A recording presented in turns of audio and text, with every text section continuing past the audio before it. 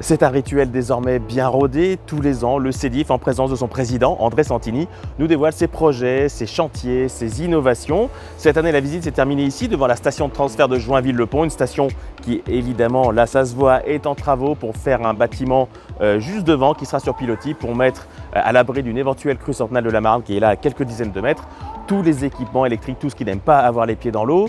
Une visite qui a surtout eu lieu à l'usine de Choisy qui a déjà mis des panneaux solaires sur son toit. Ça fait partie du schéma de développement durable du CEDIF. Donc des panneaux solaires qui vont permettre de l'autoconsommation. Cette électricité ne peut pas être vendue à Enedis selon les statuts du CEDIF.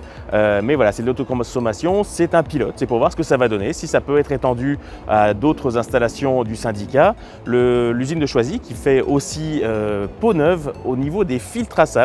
Ces filtres à sable qui ont déjà pas mal d'années. Donc le génie civil est revu, les dalles filtrantes en bas sont enlevées au profit de caniveaux, de canaux Léopold. Le sable sur un des bassins filtrants va être remplacé par de l'argile. Donc des gros travaux sur les massifs filtrants.